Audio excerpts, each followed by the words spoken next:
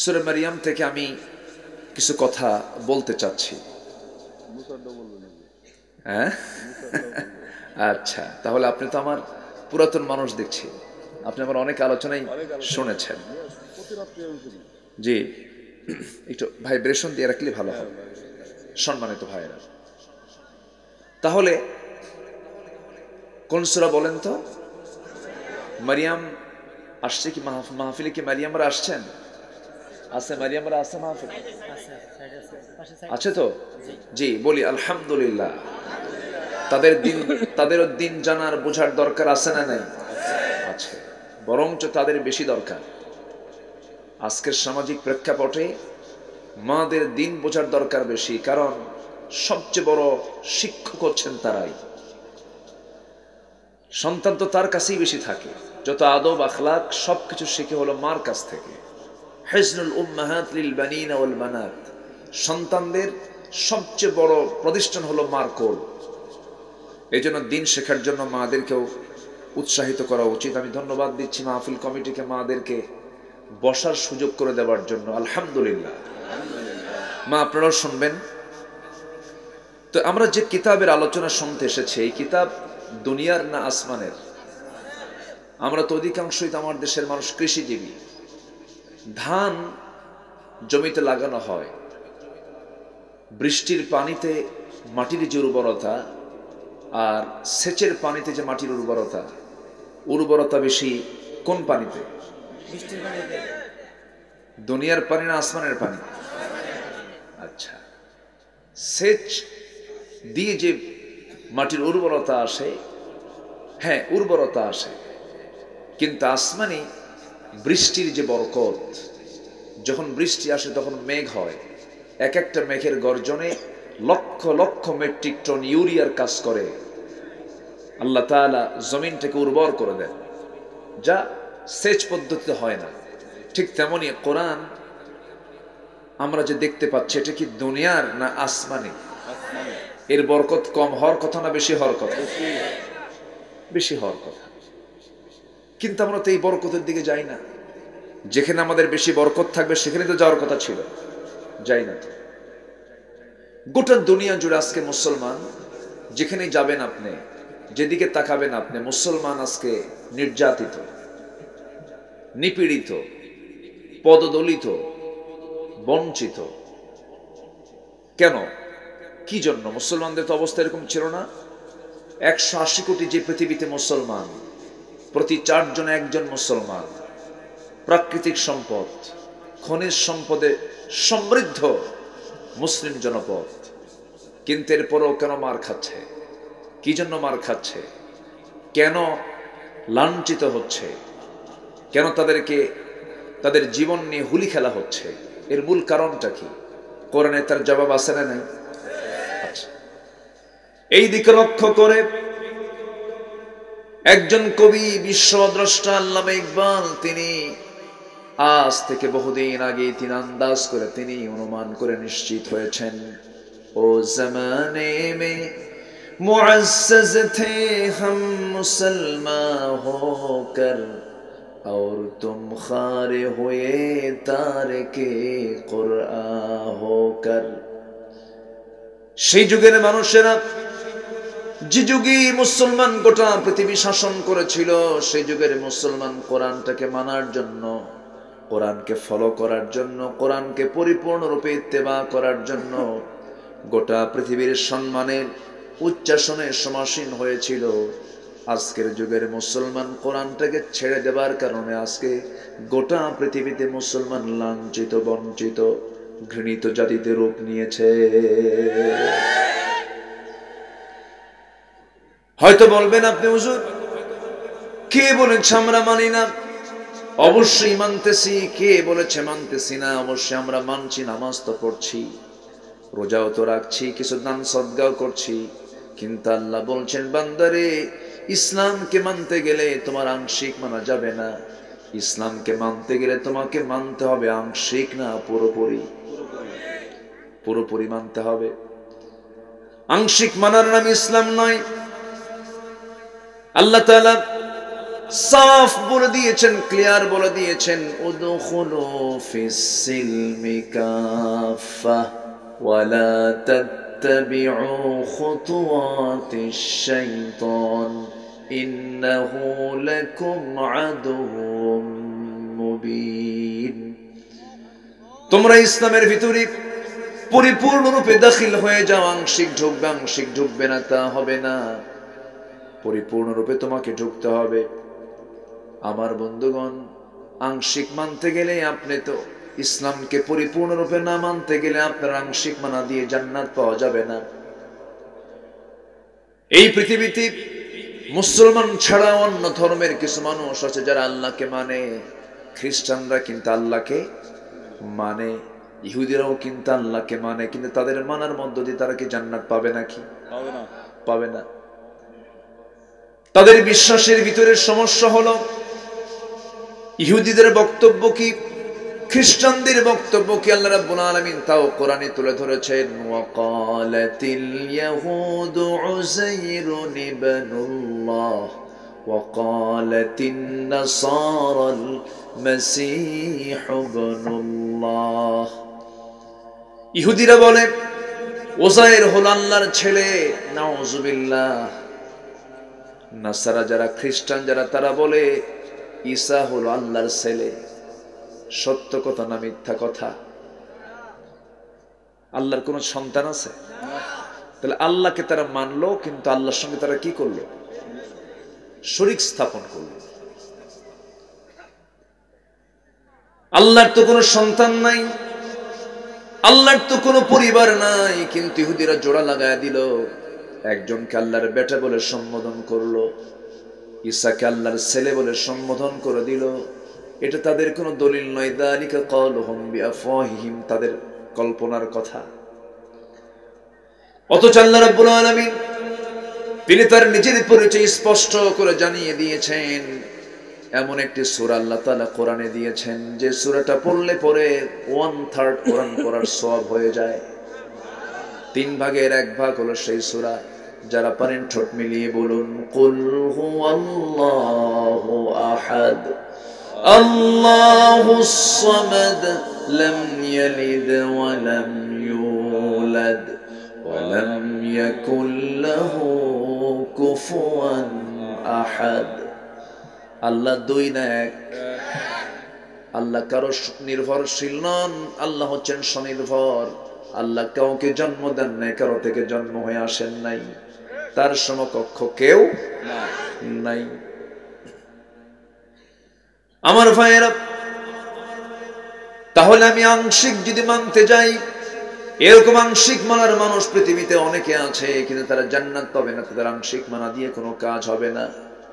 এই জন্য কোরআনের শুধু একটা আয়াত কেন, একটা শব্দকেও যদি কেউ অস্বীকার করে তার ঈমান থাকবে না। বিসমিল্লাহির রহমানির রহিম থেকে শুরু করে নিয়ে মিনাল জিন্নাতি ওয়ান নাস পর্যন্ত আল্লাহ তাআলা যা বলে দিয়েছেন, একটাকে অমান্য করা যাবে না, মানতে হবে, বিশ্বাস করতে হবে। এটার নাম হলো ঈমান। আমার ভাইয়েরা, কিন্তু আজকে আমাদের সমাজের দিকে যদি একটু তাকাই, আমরা যে সমাজে বসবাস করছি, এই সমাজে কোন ধর্মের মানুষ বেশি? জোরে বলেন, কোন ধর্মের? ইসলাম ধর্মের মানুষ বেশি। কিন্তু যদি প্রশ্ন করি, আমার ভাইয়েরা, এই সমাজে ইসলাম ধর্মে, যে সমাজে ইসলাম ধর্মের মানুষ বেশি, সেই সমাজে সুদ আছে না নাই? জেনা, মদ, সুদ, জেনা, মদ, তিনটা কি ভালো কাজ? কার কাজ বলেন? কার কাজ? শয়তানের মার্কেটিং। এটা কিসের মার্কেটিং? শয়তানের। তাহলে আমাদের সমাজে ইসলাম ধর্মের মানুষ বেশি, কিন্তু সুদ আছে, জেনা আছে, মদ আরো আছে, আরো কিছু আছে। এই তিনটা কারবারই ছিল হলো আবু জেহেলের সমাজে। আবু জেহেলের সমাজে ওই তিনটা কাজ ছিল। মদও ছিল, জেনাও ছিল, সুদের কারবারও ছিল। তাহলে বলুন, আমি কি ইসলামী সমাজ বলতে পারবো? আসতে বলে ইসলামী সমাজ বলতে পারবো? পারবো। বহু মুসলমান নামধারী লোক আছেন, সুদের কারবার করেন, মদের বোতল টানেন, জেনার কারবার করেন, আছে না নাই বলেন? আছে। মুসলমান তেমনটা করতে পারে না, কারণ মুসলমান জেনা করলে তার ঈমান, সে যখন জেনা করে তার ঈমান থাকে নাকি? মদ কেন হারাম? জেনা কেন হারাম? সুদ কেন হারাম? মদ খাদ্যের সঙ্গে জড়িত, ড্রিঙ্কিং এর সঙ্গে জড়িত। মদ খেলে মদ খেলে শরীর ভালো হয় না, খারাপ হয়, ডাক্তাররা ভালো বুঝবেন। যেটাই হারাম তার কোনো আরাম নাই। আল্লাহ যেটাকে হারাম করেছেন অবশ্যই তার মধ্যে অকল্যাণ আছে। বিয়ে না করে যখন জেনা হয়ে যাবে সেখানে রোগ কমবে না বাড়বে? রোগ সরে যাবে। বিয়ে হলো বরকত, জেনা হলো গজব। অবাধ মেলামেশা হবে, নতুন নতুন রোগ আমরা শুনতে পাই। এইচআইভির মতো মারাত্মক রোগগুলো আজকে সমাজে ছড়িয়ে পড়েছে। নতুন নতুন রোগগুলো ছড়িয়ে পড়ার মূল কারণ হলো অবাধ চৌনাচার, অবাধ মেলামেশা। আল্লাহ তাআলা যা কিছু হারাম করেছেন তার কোনো আরাম নাই। আমার বন্ধুগণ, ইসলাম মানলে পরেই শান্তি, ইসলাম না মানলে অশান্তি।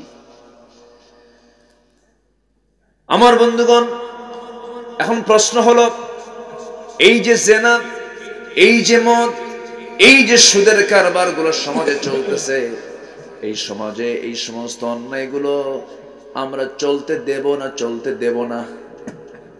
বলেন। চলতে বললেই কি হবে নাকি? কেন চলতে দিবেন না?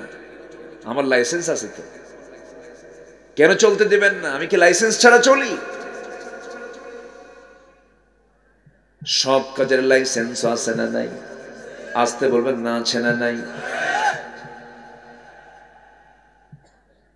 মদের দোকানদার টাঙ্গাইলে আছে না নাই? মদ খাওয়ার মতো দোকান, সেই দোকানে কাস্টমারও আছে না নাই? আছে। তাহলে এখন বলুন, আপনি চলতে দেবেন না এই কথা যদি বলেন, শুধু মুখে বললেই হবে না, সেখানে কিছু টক্কর লাগার সম্ভাবনা আছে। আছে আছে? একটু কান লাগাবেন। এই দুনিয়াতে আমরা আসছি কেন? কি জন্য এসেছি? আবার কোথায় চলে যাব? কোথা থেকে এসেছিলাম, আবার কোথায় আমি চলে যাব? এই সমস্ত বিষয়গুলো যদি চিন্তা করি তাহলে আমাকে কোরআন পড়ার বিকল্প নেই। কোরআনটাকে আমাকে আপনাকে ভালো করে পড়তে হবে। 60 বছর বয়স হয়ে গেছে, মুরব্বীকে যখন বলা হয় মুরব্বী কোরআনটা পড়েন, বাবা মুখে আসে না। কিন্তু এই মুরব্বীকে যখন বলা হয় চাচা, গোপালপুরের পৌরসভার সামনে রাস্তার ওই চতুর্কোণের মোড়ে মূল পয়েন্ট, আপনার যে 10% জায়গা আছে সেই জায়গার দাগ নাম্বার কত? 83। কি কথা কি বুঝতেছেন? না, দাগ নাম্বার কিন্তু ভুল হয় না। বলা হলো চাচা, প্রায় আমি আপনাকে দেখি, আপনি প্রায় দেখি আপনি জজকোর্টের বারান্দায় আপনি ঘুরে ফিরে বেড়ান, সারাদিন ফাইল না, বুড়া মানুষ। বাবা আমার 2টা মামলা আছে জমি নিয়া, মাঝে মাঝে উকিলকে পরামর্শ দিয়ে আসি। উকিলকে পরামর্শ দেওয়ার জ্ঞানটাও আছে, মামলাও চালাতে পারেন, জমির দাগ নাম্বার বোঝেন, খতিয়ান বোঝেন, সিএস বোঝেন, আরএস বোঝেন, সবকিছুই তিনি বোঝেন। কিন্তু যখন মুরব্বীকে বলা হয় বাবাজি কোরআনটা পড়েন, বাবা মুখে আসে না। সমস্যা তার আছে না নাই? বলেন, আছে না নাই? কিন্তু মুরব্বী আপনি যে 60, 70, 80, 100 বছর জিন্দেগির জন্য আপনি আপনার জমির দাগ নাম্বারটা মুখস্থ রাখতে পারলেন, কিন্তু আল্লাহ তাআলা যে আপনাকে জান্নাত দিবেন সেই জান্নাতের দাগ নাম্বারও আছে না নাই? সেই জান্নাতের দাগ নাম্বার কোরআনে আছে না নাই? জান্নাত মোট কয়টা? আসতে বলুন না, জান্নাত মোট কয়টা? 8টা জান্নাত। 1 নম্বর জান্নাত হলো জান্নাতুল ফেরদাউস।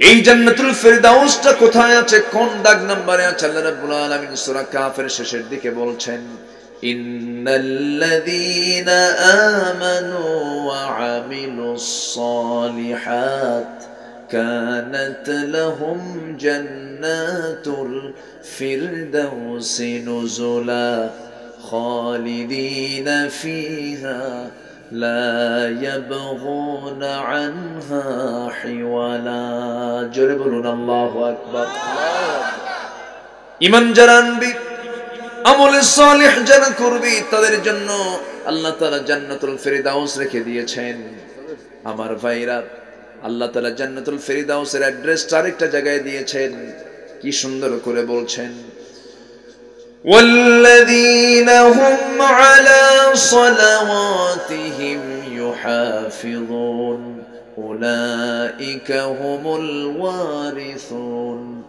الذين يرثون الفردوس هم فيها خالدون জোরে বলুন আল্লাহু আকবার যার নামাজটা অত্যন্ত যত্নের সাথে হবে নামাজটা যার সুন্দর হয়ে যাবে আমি আল্লাহ তাআলা তাকে জান্নাতুল ফেরদাউসের ওয়ারিস বানায় দেব কিন্তু আমাদের দেশের নামাজি বেশি না বেনামাজি বেশি বলেন বলেন বলেন বেনামাজি বেশি কষ্ট পাচ্ছেন আপনারা আলোচনা চালাবো কারো কোনো অসুবিধা নাই তো আজকে যারা মাহফিলে আসছেন আমি মনে করি এক একজন বীর মুজাহিদের ভূমিকা পালন করেছেন কারণ এই ঠান্ডার ভিতরে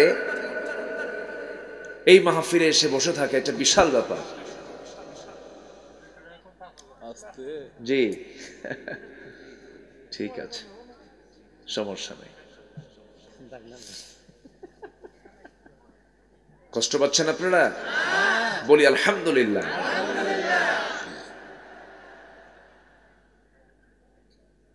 আজকে আমার দেশের প্রতিটি মুসলমান যদি নামাজ পড়তো কি সিচুয়েশনটা হতো কিন্তু আজকে নামাজি বেশি না বেনামাজি বেশি নামাজের খবর নাই মসজিদগুলো পাকা পাকা টাইলসওয়ালা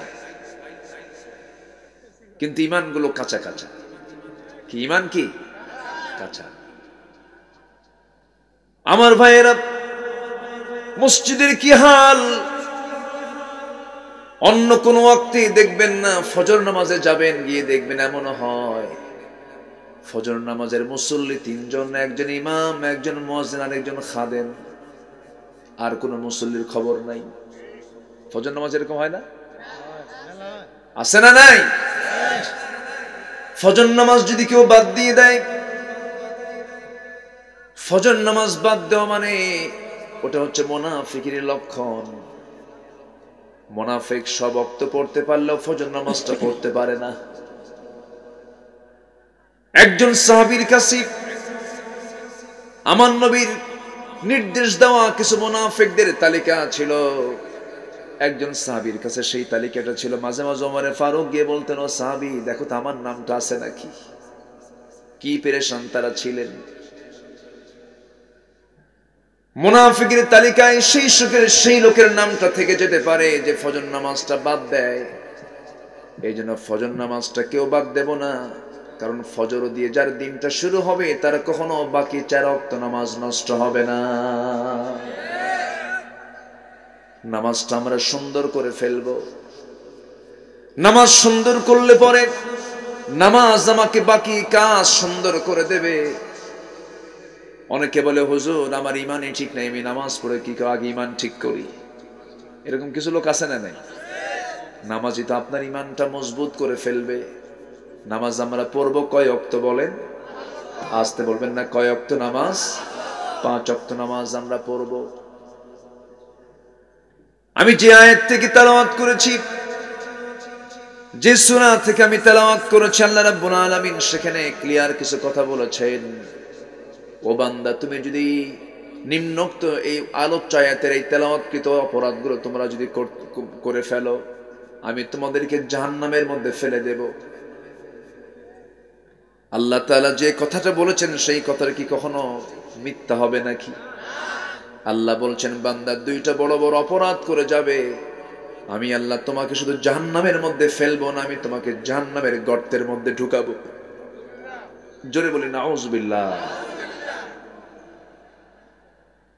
জাহান্নামে যাওয়া যাবে না যেভাবেই হোক জাহান্নাম থেকে বাঁচা আমাদের বড় চ্যালেঞ্জ। জাহান্নাম থেকে বেঁচে আমাকে যেতে হবে আমাদের বাপের ভিটা কোথায়? না ভাবতেছেন নাগরপুর, এরকম কিছু ভাবতেছেন নাকি?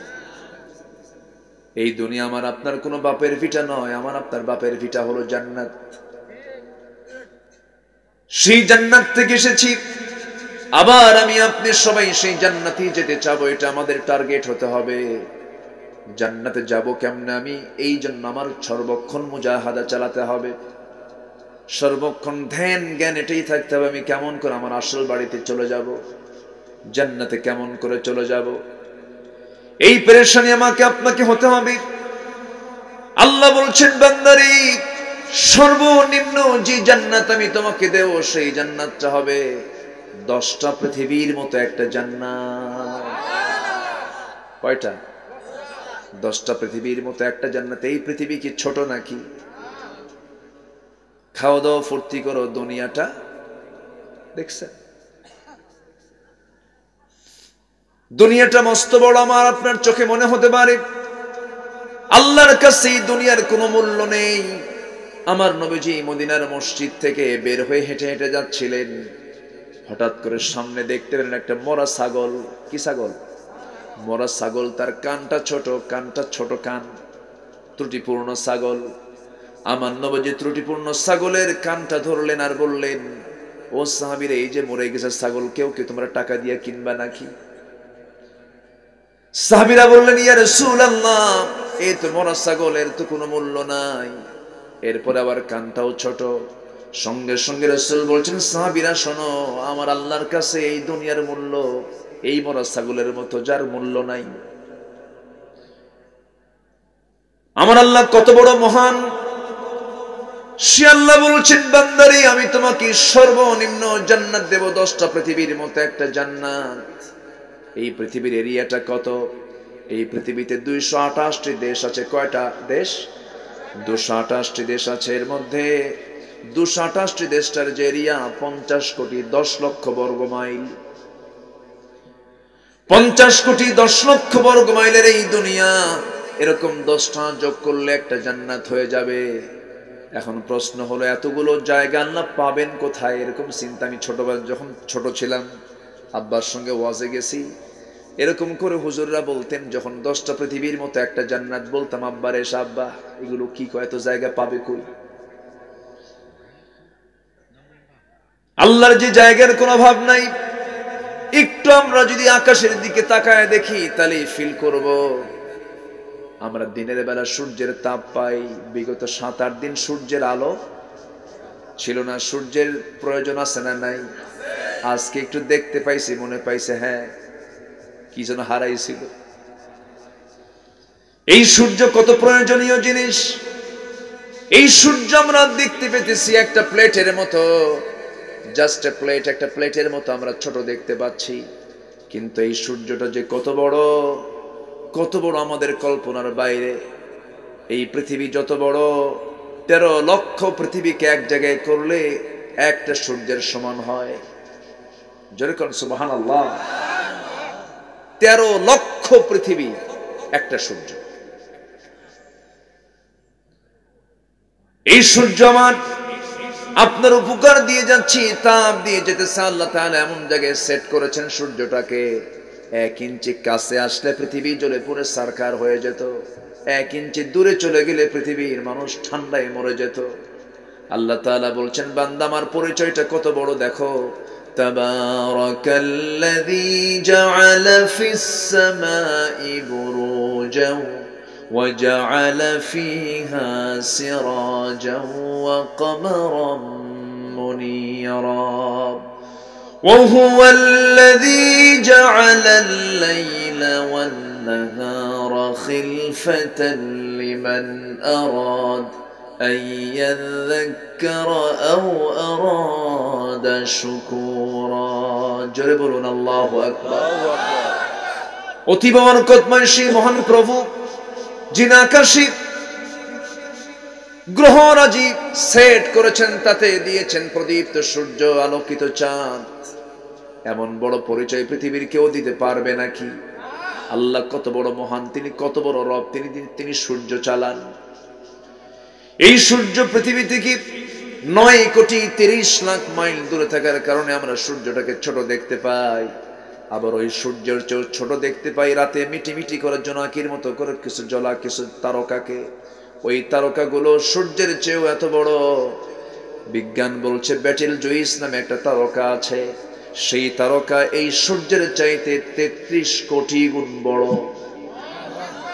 মনে ছোট হয়ে গেল? সুবহানাল্লাহ জোরে কর না, জোরে বলি সুবহানাল্লাহ।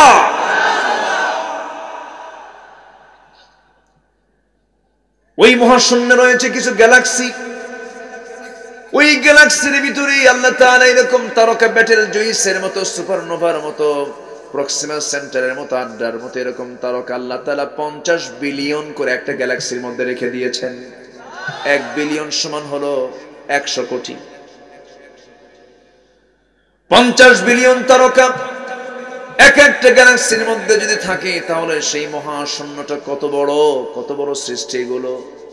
আমার বন্ধুগণ, আমরা চাঁদের দেশ সফর করেছি, মঙ্গল গ্রহ সফর করেছি। এখন মানুষ যদি মনে করে মঙ্গল গ্রহ দেখলাম, চাঁদের দেশ দেখলাম, একটু তারকার দেশে যাব, পৃথিবীর সবচেয়ে নিকটবর্তী তারকা হলো প্রক্সিমা সেন্টারাই।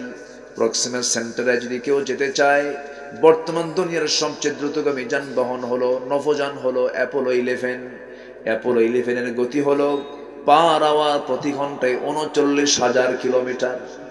39,000 কিলোমিটার বেগে যদি কেউ ওই তারকার দেশে যদি যেতে চায়, তার সময় লেগে যাবে 1,15,000 বছর মাত্র। যাবেন কারা কারা? হাত তোলেন। বলেন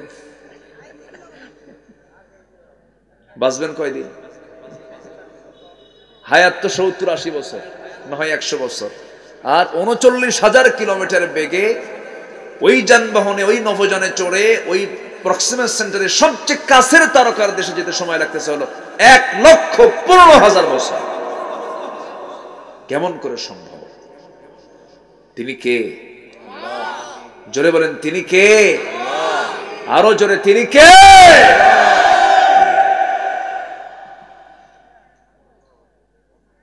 সে আকাশের নিচে, আকাশে তো যাই নাই, মহাশূন্যের কথা কেবল বলতেছি। আকাশ তো আছেই, সেই জমিনে বসবাস করো। সে আকাশের নিচে তুমি একজন ছোট্ট 3.5 হাত মানুষ, তার গরম দেখছে, তার ভাব দেখছে, তার মশান দেখছে। সিয়ার পাইলে সুপার গুলো আটা দিয়ে বসে, ছাড়াছাড়ি নাই, কিচ্ছু না। ফেরাউনকে খতম করেছেন কে? আসতে বলবেন না কে? নমরুদ। নমরুদ তো আল্লাহরে মারতে গেছিল। কত বড় বেয়াকুফ নমরুদ! ইব্রাহিম আলাইহিস সালামকে কত বড় জালিম হলে একজন মানুষকে হত্যার জন্য আগুনে পুড়ে মারার সিদ্ধান্ত নিতে পারে। আগুনের একদম বিশাল বড় স্তূপ সে জমা করলো। সে আগুনের মধ্যে রাষ্ট্রীয়ভাবে গোটা দেশের মানুষকে ডেকে হাক ঢাক করে তার 2 হাত 2 পা বেঁধে আগুনের মধ্যে ফেলে দিচ্ছে। আল্লাহ তাআলা বললেন, আমার ইব্রাহিমকে আমি হেফাজত করব, নমরুদ তোকে ধরবো আমি। ধরেন নাই? কি দিয়ে মারছেন? কোন প্রাণী? কি মশা? অচল না সচল? অচল মশা। ঠ্যাং একটা নাই, পাখা একটা নাই, কিছু দূর যায় আবার উল্টে পড়ে। এক ঝাঁক মশার ভিতরে সবচেয়ে দুর্বল যে মশা, আল্লাহ তাআলা তাকে বললেন ধর রে। আল্লাহ ধরেন নাই? ধরেছে। কত বড় দাপট, মশা দিয়ে শেষ করছেন। আল্লাহ তাআলা মশার উদাহরণ দিয়েছেন কিন্তু কোরআনে, আছে না নাই? সূরা বাকারায় আছে 26 নম্বর আয়াত। মশা কিন্তু দুর্বল মনে করলেও দুর্বল মনে করা যাবে না, মশার মধ্যে কিছু আছে। আল্লাহ এমনি মশার উদাহরণ দেন নাই। বলবো, কথা বলবো, বলবো বলবো। আল্লাহ তাআলা বলেছেন ইন্নাল্লাহা লা ইস্তাহি আন ইয়াদরিবা মাসালাম মা বাউদাতান ফামা ফাওকাহা فأما الذين آمنوا فيعلمون أنه الحق جربون الله أكبر আল্লাহ তাআলা মশার উদাহরণ দিয়ে তিনি কোনো লজ্জা পান না, কিন্তু কাফেররা বলে মাযা রাদাল্লাহু বিহাদা মাসালা, তোমার আল্লাহর কাজ নাই কাম নাই, মশার উদাহরণ দেওয়া লাগে নাকি? কিন্তু মশা তো ছোটখাটো কোনো প্রাণী নয়। মশার থেকে মশা যে শক্তিশালী প্রাণী তার চারটা কারণ আমি বলবো, আপনাদেরকে একটু কান লাগিয়ে শুনবেন। আমার বন্ধুগণ, কেন মশার উদাহরণ দিয়েছেন? মশা যদি মানুষের রক্ত বেশি পরিমাণে খায় তার হায়াত কমে না বাড়ে? ঠিক তেমনি দুনিয়ার জিন্দেগিতে যারা স্বাভাবিকভাবে কোনো খাদ্য না নিয়া, জীবিকা আহরণ না করে, যারা লুটপাট করে অন্যায় করে যারা তাদের পেট ভরাবে, তাদের হায়াতও কমবে, ঠিক কিনা? নাম্বার 2, মশা যে কামড় মারে, সেই মশা কামড় মারে স্ত্রী মশা না পুরুষ মশা? হ্যাঁ, ডাক্তার সাহেব থাকলে একটু ভালো হতো, তাই না? স্ত্রী মশা কামড়ায়, পুরুষ কামড়ায় না। তাহলে কারা কামড়ায়? আবার মায়েরা মন খারাপ করেন না, আমি আপনাদেরকে মেন করিনি। মশা না খেলেও, মশা রক্ত না খেলেও তো প্রোটিন সে নেয়। মশা যে স্ত্রী কামড়ায়, স্ত্রী মশা যে কামড়ায়, কোরআন কেমন করে বলে দিল ১৫০০ বছর আগে। আল্লাহ তাআলা এখানে মশার যে উদাহরণ টেনেছেন সেটা কিন্তু পুরুষ মশা নয়, স্ত্রী মশা। বাউদাতান, স্ত্রীলিঙ্গ, তাই না? স্ত্রী মশা কামড়ায়। কোরআন মানুষের তৈরি করা কোনো কিতাব নয়, কোরআন আল্লাহর পক্ষ থেকে নাজিল হওয়া কিতাব। যত কোরআনটাকে গবেষণা করবে মানুষের কাছে তত সুস্পষ্ট হয়ে যাবে। জোরে বলুন সুবহানাল্লাহ। নাম্বার 3 হলো মশা শক্তিশালী না আমরা শক্তিশালী? মশা শক্তিশালী, হ্যাঁ মানুষ, কিন্তু মশারি টাঙ্গান কেন? কি কথা কি বুঝতেছে? এত দাপট আমার আপনার, এত ক্ষমতা আমার আপনার, কিন্তু মশারি ছাড়া উপায় নাই। মশারি টাঙ্গাতেই হয়। যত বড় সুপারম্যান আপনি হন না কেন, পাওয়ারফুল ম্যান আপনি হন না কেন, মশারি টাঙ্গাতেই হবে আপনার। মশারি টাঙ্গিয়েছেন, এরপরও যদি 2-3টা মশা যদি মশারির মধ্যে ঢুকে যায়, যদি ঢুকে যায়, ঘুম শেষ হয়ে যাবে। কারণ সে কানের কাছে সে যে গানটা গায়, খুব মধুর গান, ঘুম হয়, বিরক্তিকর ঘুম হয় না। এই যে ভন ভন করে কানের কাছে এসে, সায়েন্স বলতেছি প্রত্যেকটা মশা তার যে পাখা আছে, প্রতি সেকেন্ডে, মিনিটে না, প্রতি সেকেন্ডে সে তার পাখা নড়াই হলো প্রতি সেকেন্ডে 500 থেকে 600 বার। পৃথিবীর কোন মেশিন এত দ্রুত কাজ করতে পারে না যা মশা তার পাখাকে নড়ায়। আল্লাহু আকবার বলেন। আমার বন্ধুগণ, যে মশা আমরা ছোট্ট ভাবতেছি, কিন্তু না না, এর মধ্যেও বান্দার জন্য শিক্ষণীয় আছে। নাম্বার 4 হলো পৃথিবীর নব্য ফেরাউনরা, নব্য নমরুদরা, তোমার জেনে রেখে দিও, এই মশার কামড়েই কিন্তু আমি খতম করেছি নমরুদকে, ঠিক কিনা? আল্লাহ তাআলা, আমার বন্ধুগণ, আল্লাহ তাআলা মাকড়সার উদাহরণ দিয়েছেন। মাকড়সা, আল্লাহ তাআলা একটা সূরার নামকরণ করেছেন সূরাতুল আনকাবুত। মাকড়সার নামে একটা সূরা আছে। আল্লাহ তাআলা মাকড়সা নামে একটা সূরা দিয়েছেন কেন? এই পৃথিবীতে যত প্রাণী বাসা বানায়, এর মধ্যে সবচেয়ে দুর্বল প্রাণী, দুর্বল বাসা হলো কার বাসা? মাকড়সার বাসা। সুন্দর করে বানায়, বানাতেও সময় লাগে না, একটা বাতাস আসলেই, ঝাপটা আসলেই সব উড়ে লন্ডভন্ড হয়ে যায়। কিন্তু সে যে বাসাটা বানায় তার কি সুন্দর, তার কৌণিক মাপ, একদম যেন স্কেল বসায় বাড়িটা বানাইছে। একটা চক্করের মধ্যে দিয়ে সুন্দর বাসা বানিয়ে ফেললো, কিন্তু বাসাটা দুর্বল। আল্লাহ তাআলা বলছেন যারা আল্লাহকে বন্ধু না বানায় অন্য কাউকে বন্ধু বানাবে তাদের দৃষ্টান্ত হলো মাকড়সার মতো। এই জায়গায় মাকড়সার মতো বলা হয়েছে। মাকড়সার ঘর যেমন দুর্বল তেমনি তাদের এই সম্পর্ক আল্লাহ ছাড়া যার সঙ্গে করবে তাদের সম্পর্ক এমনই দুর্বল। আবার এখনকার সায়েন্স বলতেছে মাকড়সা তার স্ত্রী, প্রত্যেকটা সৃষ্টির মধ্যে পুরুষ এবং স্ত্রী আছে না নাই? অখলাকনাকুম আজওয়াজা, আমি তোমাদেরকে জোড়ায় জোড়ায় বানিয়ে দিয়েছি। স্ত্রী মাকড়সা পুরুষ মাকড়সা, এর মধ্যেও স্বামী স্ত্রী আছে। কিন্তু সায়েন্স এখন বলতেছে স্ত্রী মাকড়সা এবং পুরুষ মাকড়সার মধ্যে এদের বনিবনাট কম হয়। অধিকাংশ মাকড়সা যে স্ত্রী মাকড়সা, সেই স্ত্রী মাকড়সা কর্তৃক স্বামী মাকড়সাকে হত্যা করে ফেলে। দেখেন আল্লাহ তাআলা আজ থেকে ১৫০০ বছর আগে মাকড়সার উদাহরণ টেনেছেন। যারা আল্লাহকে বন্ধু না বানায় অন্য কাউকে বন্ধু বানাবে তাদের দৃষ্টান্ত হলো মাকড়সার মতো। স্ত্রী মাকড়সা পুরুষ মাকড়সাকে কামড় মেরে মেরে ফেলে দেয়, ষড়যন্ত্র করে মেরে ফেলে দেয়। দুনিয়াতে যে পরিবারে স্ত্রী কর্তৃক স্বামী দুনিয়া থেকে বিদায় হয় সেই সংসারটা খুব সুখের সংসার নাকি না ধ্বংস? যারা আল্লাহকে বন্ধু না বানায় অন্য কাউকে বন্ধু বানাবে তাদের জীবনটাও ধ্বংস। আল্লাহু আকবার বলো। আল্লাহ যা বলে দিয়েছেন কোরআনে, কিয়ামত পর্যন্ত গবেষণা চলবে। কোরআনের ভুল ধরতে সে তার নিজের জীবনের ভুল খুঁজে পেয়ে যাবে। আমার ভাইয়েরা, উদাহরণ দিতে আমি কত দূর চলে গিয়েছিলাম। আমার আপনার টার্গেট হলো জাহান্নাম না জান্নাত? বলেন জাহান্নাম না জান্নাত? সুদের কারবার করা যাবে? আসতে বলবেন না যাবে? জেনার কাছে যাওয়া যাবে? সুদের কাছে যাওয়া যাবে? মদের কাছে যাওয়া যাবে?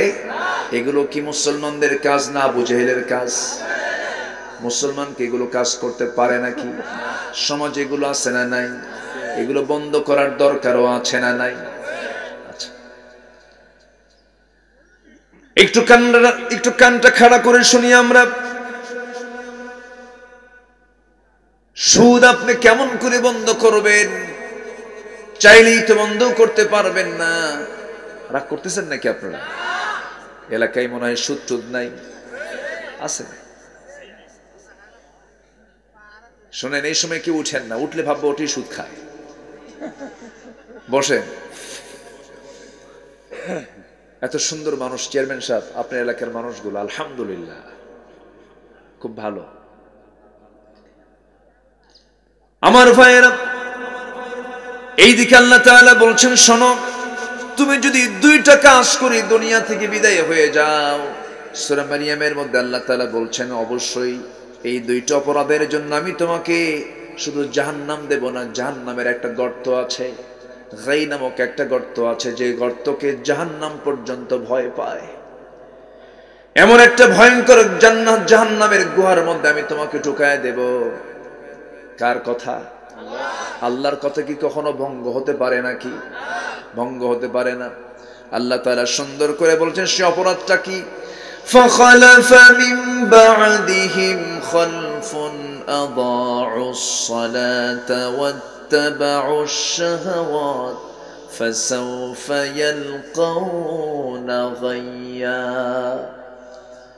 জীবনটা তার জীবনে 1 নম্বর অপরাধ, যে ব্যক্তি নামাজটাকে ছেড়ে দেবে, নামাজকে নষ্ট করে ফেলবে, এবং ওয়াত্তাবাউশ শাহাওয়াত, যারা নফসের গোলামি করবে, নফসের দাস হয়ে যাবে, এই 2টা অপরাধ যে বান্দা করবে আমি আল্লাহ তাকে জাহান্নামের গর্ত, গাই নামক গর্তের মধ্যে আমি তাকে ঢুকাবো। কার কথা? আসতে বলবেন না কার কথা? আজকে মুসলমান অধিকাংশ নামাজি না বেনামাজি? তারা কোথায় যাবে? শুধু জাহান্নামে না, গর্তে, জাহান্নামের গর্তে। দেখেন আজকে সমাজ সংস্কারের জন্য কত সচেতনতামূলক কথা বলা হয়। এই কাজ করবেন না, এই কাজ করবেন না, এই কাজ করবেন না, এই কাজ করেন ভালো হবে, উন্নতি হবে, কত কি হবে। কিন্তু নামাজের কথা কি অধিকাংশ মানুষের মুখ থেকে কি বের হয় নাকি? বের হয় না। আমার বন্ধুগণ, যে নেতা, যে পরিচালক, যে স্বামী, যে বাবা, যে ভাই, তার অনুসারী লোককে যারা নামাজের জন্য বলবে না, তারা তো কখনো আমার বন্ধু হতে পারে না। আজকে যদি প্রত্যেকটা জায়গায় যদি নামাজের তাকিদ থাকতো, তাহলে তো আজকে সমাজের চিত্র এমনটা হতো না। আমার ভাইরা, বরঞ্চ তার উল্টা। আজকে সেদিন একটা বইয়ের মধ্যে দেখলাম, কোন ক্লাসের জন্য একটা বইয়ে একটা আর্টিকেল লেখা দেখলাম, সেই বই নয় যে বই ভয় দেখায়, যে বই ভয় দেখায় সেই বই নয়। মানে কোরআনের দিকে ইঙ্গিত করে বলা হচ্ছে, কোরআন তো জাহান্নামের ভয় দেখায়। কোন ষড়যন্ত্রের দিকে যেন আমরা যাচ্ছি। একটা পক্ষ চাচ্ছে তারা তাদের নাস্তিক্য চেতনাকে প্রতিষ্ঠা করার জন্য, একটা পক্ষ চাচ্ছে দিনের আলোটাকে নিভিয়ে দেওয়ার জন্য। তারা খুব সূক্ষ্মভাবে তারা তাদের কাজ চালিয়ে যাচ্ছে। তবে একথা সত্য, এদেশের শেকড়ে ইসলাম পৌঁছেছে। ইসলামকে নির্মূল করতে গেলে তারা নির্মূল হয়ে যাবে। মুসলমান ইসলাম ছিল, আছে, থাকবে। আমি আপনি থাকবে। ইসলাম কার? আসতে বলবেন না, কার? আল্লাহ। সে আল্লাহ কত বড়, এই জন্য আমরা বলি আল্লাহু আকবার, আল্লাহু আকবার। কত বড় তিনি। এতে শুনলাম তো মহাশূন্যের একটু কথা। আমার আল্লাহ কই কন্ত? আল্লাহ কোথায়? ডানেও নাই, বামেও নাই, পিছনেও নাই, সামনেও নাই। কোথায় আছেন? কত উপরে? কয় মাইল দূরে? এই যে মহাশূন্য, এই মহাশূন্য পেরিয়ে একটি আকাশ, এই আকাশের উপরে আরেকটা আকাশ আছে না নাই? এর মাঝে আরেকটা মহাশূন্য আছে। এই যে আকাশ, এরপরে মহাশূন্য, এরপরে আকাশ, এরপরে মহাশূন্য, এরপরে আকাশ, এরপরে মহাশূন্য। এই সাবআস সামাওয়াত, সাতটা আকাশের মালিক তিনি কে? প্রথম আকাশ থেকে দ্বিতীয় আকাশটা কত বড়? হাদিস এসেছে দ্বিতীয় আকাশটা প্রথম আকাশের তুলনায় এত বড়, দ্বিতীয় আকাশের তুলনায় প্রথম আকাশটা এত ছোট। সাহারার মধ্যে কেউ হাঁটতে গিয়ে তার হাত থেকে, তার আঙ্গুল থেকে আংটি ফেলে দিলে পরে সাহারার তুলনায় আংটি যেমন ছোট, দ্বিতীয় আকাশের তুলনায় প্রথম আকাশ তেমনই ছোট। এই বিশাল সাতটা আকাশ পেরিয়ে, সিদরাতুল মুনতাহা পেরিয়ে, সাত তবক, আসমান জমিন সবকিছু পেরিয়ে আমার আল্লাহ তাআলার আরশ আজিম। আল্লাহ বলছেন, বান্দারে এত দূর থেকে তুমি আমাকে দূর মনে করো না, কারণ আমার ইলম তো সব জায়গায় আছে, আমি সব জায়গায় দেখি, শুনি, জানি। বান্দারে আমার সঙ্গে তুমি মহব্বত পয়দা করো। পৃথিবীর কোনো মহব্বত টিকবে না, সব মহব্বত ক্ষণস্থায়ী। এই যে আমার ডাক্তার ভাই এখানে বসে আছেন, চেয়ারম্যান সাহেব এখানে বসে আছেন, এই যে তিনজন আমরা সামনের কাতারে বসে আছি, আমরা এই জায়গা থেকে সুস্থভাবে ফিরে যেতে পারবো তার কোনো গ্যারান্টি আছে নাকি? একজন চিকিৎসক খুব ভালো বুঝবেন, চিকিৎসকরা সবসময় আল্লাহওয়ালা হয়, কবিরা একটু নাস্তিক নাস্তিক ভাব হয়। আল্লাহ তাআলা নিজেই বলছেন। আমার ভাইয়েরা, এই মুহূর্তে ধরুন এই জায়গায় যদি একজনের মৃত্যু হয়ে যায়, আপনি কি করবেন? হাজার মানুষ এখানে বসে আছেন, বড় জোর আপনি আমার জন্য কি করতে পারবেন? একটা অ্যাম্বুলেন্সের জন্য গোপালপুর উপজেলা স্বাস্থ্য কমপ্লেক্সে ফোন দিবেন, একটা অ্যাম্বুলেন্স চলে আসবে, সামনে এসে দাঁড়াবে, লাশটা নিতর দেহ এখান থেকে টেনে হেঁচড়ে সেখানে নিয়ে যাবেন, গাড়িতে উঠায় দিবেন। ড্রাইভার কি বলবেন? ড্রাইভার লাশটাকে নিয়ে তার পরিবারের কাছে দিয়ে দাও। পরিবারের কাছে নিয়ে যাবে, কিন্তু ক্ষমতা নাই যে রুম থেকে বের হয়েছে সেই রুমে আর কেউ ঢুকাতে পারবে। আমার পছন্দের বেডরুম, ও মাসাকিনু তারদাউনহা, কোরআন বলছে সূরা তাওবার 24 নম্বর আয়াত, আল্লাহ তাআলা বলছেন, তোমার পছন্দের ঘর, তোমার বাবা, তোমার ভাই, তোমার স্ত্রী, তোমার পরিবার, তোমার আত্মীয়, তোমার ব্যবসা, তোমার মালামাল, এগুলোর সবকিছুর চাইতে আমি আল্লাহ যদি না উত্তম, না বেশি ভালোবাসার কেউ হই, রাসূল যদি বেশি ভালোবাসার না হন, এবং জিহাদকে তোমাদের কাছে যদি তার চাইতে বেশি পছন্দের না হয়, সাবধান জেনে রেখো আমার শাস্তি কিন্তু খুব নিকটে, আমার ফয়সালা খুব নিকটে। আল্লাহ ফাসিকদেরকে কখনো হেদায়েত দেন না। কার কথা? আল্লাহর কথা। মরে গেলাম আমি, লাশটা চলে গেল, বাড়ির বেডরুম পর্যন্ত আমাকে কেউ নেবে না, বারান্দাতেও তুলবে না, ওই বাড়ির একটা লাস্ট এরিয়া, একটা কাপড় দিয়ে সুন্দর করে আড়াল করে সেই জায়গায় একটা চৌকিতে আমার লাশটা ফেলে দেবে।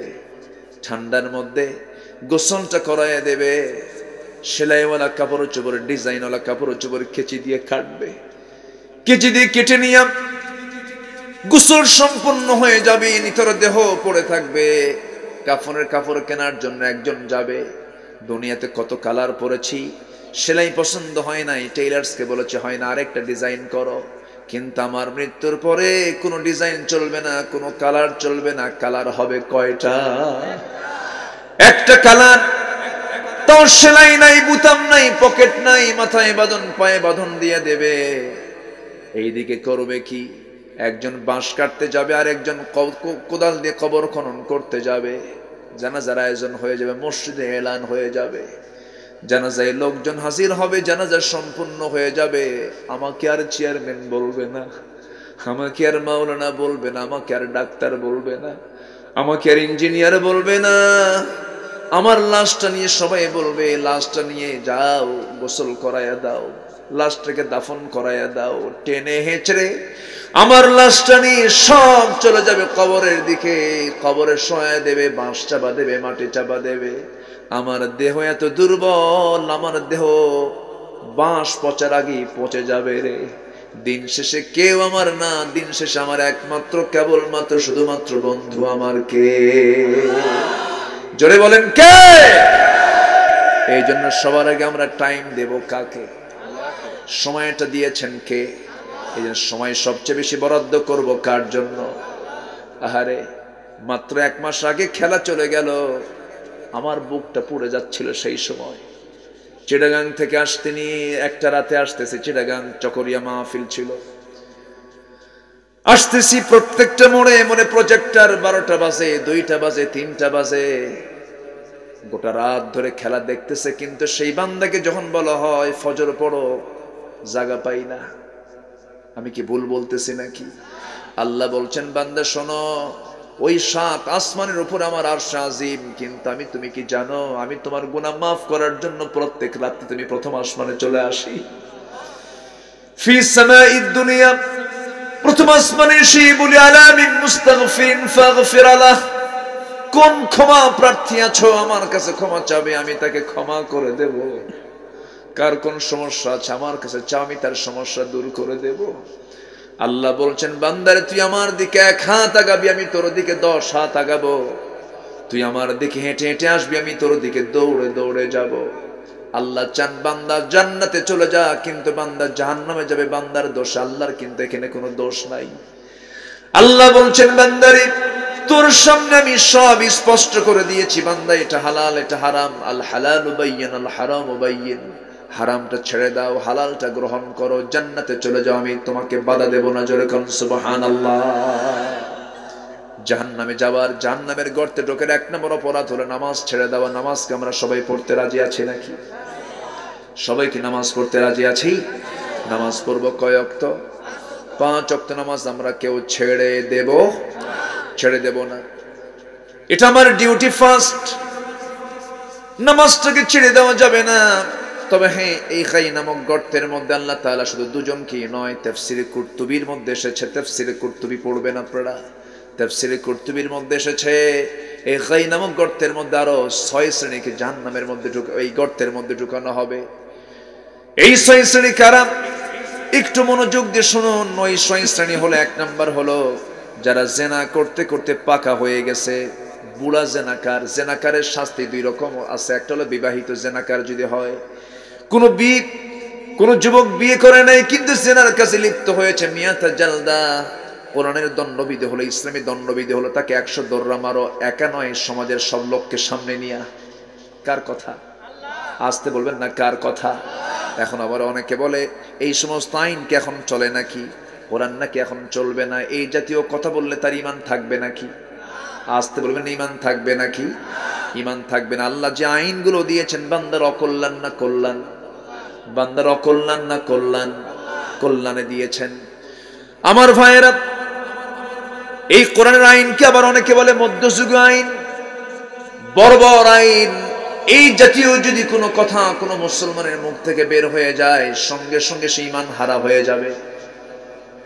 কি হারা হয়ে যাবে? ঈমান হারা। আর আমরা আইন দিয়ে কি করলাম?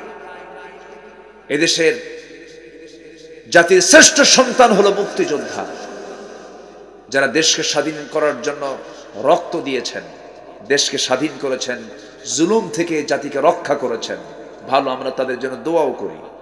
কিন্তু কয়েকদিন আগে যে জাতীয় একটা পত্রিকায় দেখতে পেলাম 2000 মুক্তিযোদ্ধা যারা ভাতা নিচ্ছে, তাদের বয়স হলো 52 বছর। দেশ স্বাধীন হয়েছে কত বছর? 52 বছর। তাহলে বয়স 52, স্বাধীন হলো 52 বছর, যুদ্ধ করলো কোন দিন? রুহের জগতে থেকে। রাগ করতেছেন আপনারা?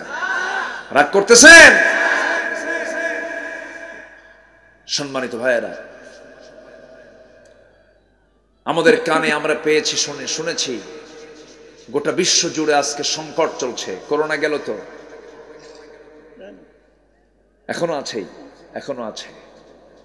বিশ্বায়নের এই সংকটের একটা ধকল বাংলাদেশকে 2023 সালে নিতে হবে আগাম। অনেকে বলছেন অনেক কথা, কিন্তু ইসলাম এটা অ্যালাউ করে না। ইসলাম বলে না, আমরা তাওয়াক্কুল করব কার উপরে? আসতে বলবেন না, কার উপরে? আল্লাহর উপরে। আল্লাযী আত'আমাহুম মিন জু'ইন ওয়া আমানাহুম মিন খাউফ। আল্লাহ তাআলা ক্ষুধার্তকে খাবার দেন। দুর্ভিক্ষের কথা আমরা আল্লাহর কাছে বলবো, আল্লাহ না, সকল প্রকার বালা মুসিবত থেকে আমাকে তুমি আল্লাহ হেফাজত করো। কিন্তু এই কথাও বলতে চাই, এই বিগত সময়গুলোতে জাতীয় পত্রিকার জরিপ, আমি বলতেছি না, জাতীয় পত্রিকায় পেলাম 14 লক্ষ কোটি টাকা দেশ থেকে পাচার করেছে কারা? এই সংকট সৃষ্টির জন্য কি আল্লাহ দায়ী না বান্দা দায়ী? কারা দায়ী? বান্দা। তবে হারামের কোনো আরাম নেই, হারামের কোনো, আস্তে কয়, হারামের কোনো আরাম নেই। অনেক রাত হয়ে যাচ্ছে, কি করব? কথা বলবো? কারো কোনো আপত্তি নাই তো? আর কিছু সময় বলি। সারা রাত এ ওঠে কেন? এই যে উঠে যাচ্ছে। ও হাজত, ঠিক আছে, একটু বসেন। আর কিছু সময় আমি বলবো। আমি জাস্ট পয়েন্টগুলো শেষ করেই আমি শেষ করে ফেলবো। জোরে বলি ইনশাআল্লাহ। আমি খুবই আনন্দিত, একটা লোকের কোনো নড়াচড়া নেই। আলহামদুলিল্লাহ বলেন, জোরে বলে আলহামদুলিল্লাহ। যে ব্যক্তি আপনাকে নামাজের কথা বলবে না, সে ব্যক্তি আপনার কখনো প্রিয় বন্ধু হতে পারে না। যে ব্যক্তি আপনাকে জেনার দিকে ডাকবে, সে আপনার কোনোদিন আখিরাতের বন্ধু হতে পারে না। যে নেতার মুখ থেকে নামাজের কথা বের হয় না, যে নেতার মুখ থেকে তার কর্মীকে নামাজের কথা বলে না, ওই সমস্ত নেতার মুখে আমরা জুতা মারি। কেন? সে আমার আখিরাতের বন্ধু হবে না, ঠিক কি না? যে আমার আখিরাতের উপকারে আসবে না, সে আমার দুনিয়ার উপকারে আসার কোনো দরকার নাই। কষ্ট হচ্ছে আপনাদের?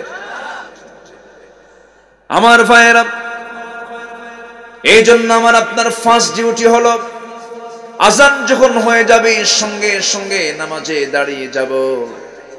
সবার আগে কার হক আদায় করব? আসতে বলবেন না, কার হক আদায় করব? আমাকে বানিয়েছেন কে? আমার প্রাণটা কার হাতে? আমার জীবনটা চালান কে? আমার চোখটা চালান কে? আমার কিডনি চালান কে? আমার দেহটা চালান কে? মাথা থেকে পা পর্যন্ত আজীব আল্লাহ তাআলা বানিয়ে দিয়েছেন। বান্দারে নিজের দিকে তাকায় দেখ, সূরা জারিয়াতের মধ্যে আল্লাহ বলছেন, কি সুন্দর করে বানাইছে তোরে আমি। মাথা থেকে পা পর্যন্ত বান্দা তুমি দেখলেই তুমি আমার শুকরিয়া আদায় করতে বাধ্য হবে। তুমি আলাম নাজআল লাহু আইনাইন, কি সুন্দর টানা টানা চক্ষু আমি তোমাকে দিয়েছি। পদ্মা, মেঘনা, যমুনা যত বড়, আল্লাহ তাআলা তারা চাইতে চোখ কান নাকটাকে আমার বেশি বড় বানায়া দিয়েছে। যারা বড় বড় ডাক্তার তারা আশ্চর্য হয়ে যান আর সেজদায় পড়ে কাঁদেন। চোখটা কত সুন্দর ভাসমান করে দিয়েছেন পানির ভিতরে। এই চোখের ভিতরে আল্লাহ তাআলা ইলেকট্রোলাইটের মিশ্রণ দিয়েছেন। এই চোখের ভিতরে যে পানিটা দিয়েছেন এটা দুনিয়ার কোনো পানি নয়, এরকম পানি নয়।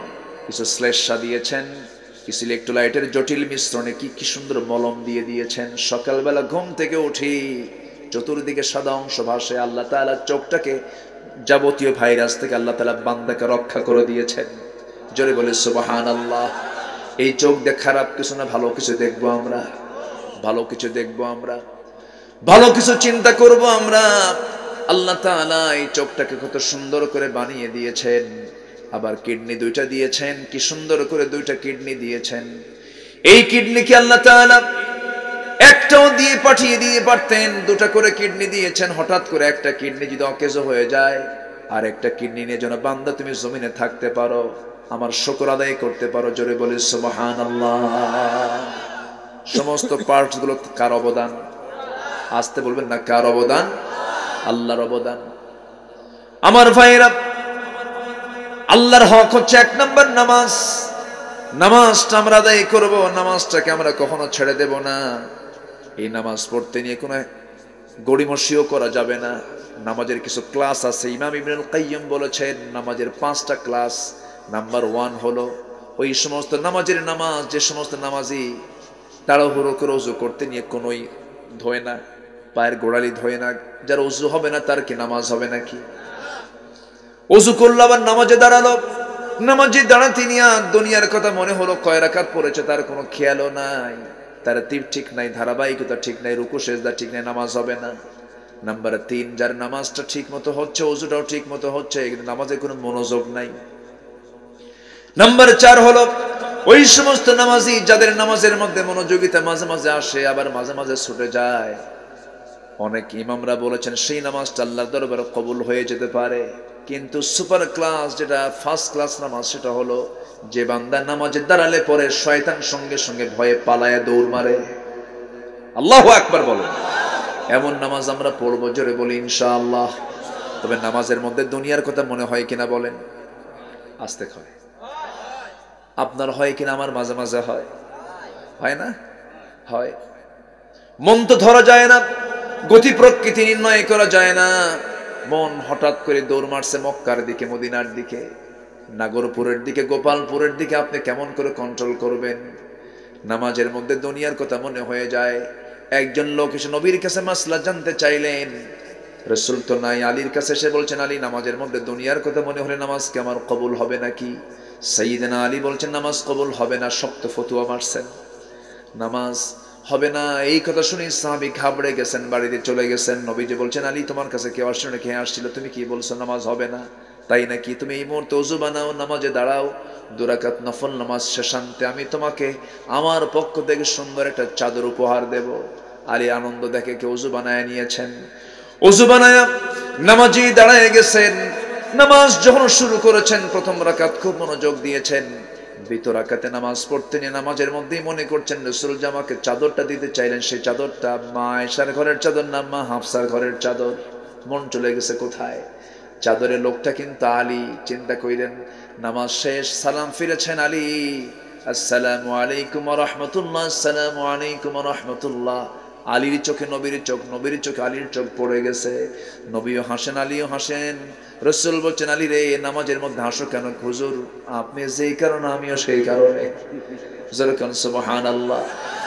আমার নবীজি বললেন, আলী রে, তোমার মতো সাহাবী আলী যে আমার ডানে বামে সামনে পিছনে সর্বক্ষণ থেকে যাও, তোমারও যদি নামাজের এমনটা দশা হয়ে যায়, ওই বেদুইন ওই সাহাবী এসে প্রশ্ন করেছে, তুমি বলেছো নামাজ হবে না। কে বলেছে নামাজ হবে না? নামাজটা হয়ে যাবে শেষ বৈঠকে এসে। কোনো আজীব কাজ যদি ছুটে যায়, তাশাহুদ পরে ডান দিকে একটা সালাম ফিরে সিজদা 2টা মেরে দিবা, আল্লাহ তোমার ভুলটাকে সংশোধন করে আমার আল্লাহ তাআলা নামাজটা কবুল করে নেবেন। জোরে কোন সুবহানাল্লাহ। দাঁড়িয়ে পড়ো না বসে পড়ো, বসে পড়ো না শুয়ে পড়ো, ওযু করতে পারো না, নিউমোনিয়া হবে, তোমার কষ্ট হবে, ঠান্ডা লেগে যাবে, তায়াম্মুম করে নিও। আল্লাহু আকবার। দাঁড়িয়ে পারো না বসে পড়ো, সফরে আছো, 4 রাকাতকে 2 রাকাত করো, কসর করে নাও। ওযু পারতেছো না, তোমার ঠান্ডা বরং চরম অসুস্থ হয়ে যাবে, তুমি তায়াম্মুম, ফাতায়াম্মামু সাঈদান তাইয়্যিবা, পবিত্র মাটি দিয়ে তুমি ওযু বানায় নাও, একে তায়াম্মুম বানায় নাও। নামাজ ছেড়ে দেওয়া যাবে না। আবার ভাববো না জালির মতো না সাহাবীর নামাজের মনোযোগিতা নাই, না আছে। কি মনোযোগ ছিল দেখেন। আবার মানুষের তো মন মাঝে মাঝে আপ ডাউন হয়, ইমানের কিছু ঘাটতি অনেক সময় হয়, আবার ফিল আপ হয়ে যায়। সাইয়েদনা আলী এত গভীর মনোযোগী নামাজি ছিলেন, যুদ্ধের ময়দানে যুদ্ধ করতে গিয়ে পায়ের মধ্যে তীর ঢুকেছে, সেই তীরটাকেও বের করতে পারে না। কি করা যায়, কিভাবে কি করা যায়? নবীর কাছে পরামর্শ চাওয়া হলো। রাসূল বলছেন, ও সাহাবীরা, আমি জানি আমার আলীর নামাজের মনোযোগ কেমন। আমার আলী যখন নামাজে দাঁড়াবে সেই সময় তোমরা তার পা থেকে টান মেরে তীরটা বের করে নিবা। সাইয়েদনা আলী নামাজে দাঁড়ায় গেছেন। নামাজি যখন দাঁড়িয়ে গেছেন সেই সময় নবীজির পরামর্শ মতো তার পা থেকে টান মেরে তীরটা বের করে নেওয়া হচ্ছিল। কিতাবের মধ্যে আসছে আলীর মুখ থেকে বিন্দু পরিমাণ কোনো আওয়াজ বের হয় নাই। নামাজ শেষ হয়ে গেছে, তীরটা টান মারা, তীরটাও বের হয়ে গেছে। নামাজ শেষান্তে বলছেন, ভাইরা তোমরা আমার পা থেকে কখন তীরটা বের করে নিয়েছো? সেই তীর আমি তো দেখি নাই, কিন্তু কখন তীরটা বের করে নিয়েছো আমি আলী বিন্দু পরিমাণ কোনো টের পাই নাই। আমার ভাইরা, ধরুন হোন্ডা করে আপনি মাহফিলে আসছেন, হোন্ডা করে আপনি বাড়িতে যাবেন, হঠাৎ করে আপনি যদি হোন্ডা অ্যাক্সিডেন্ট করে বাস সেই খাদের মধ্যে পড়ে যান, খাদের মধ্যে পড়ে যাওয়ার পর কিন্তু সঙ্গে সঙ্গে বলতে পারবেন না আপনার হাত ভাঙছে না পা ভাঙছে, কি হয়েছে, আপনার হুঁশ থাকবে না, আতঙ্ক। সাহাবীরা যখন নামাজে দাঁড়াতেন তখন তারা ভাবতেন আমার সামনে কে আছেন। আসতে বলবেন না, কে আছেন, আরো জোরে, কে আছেন?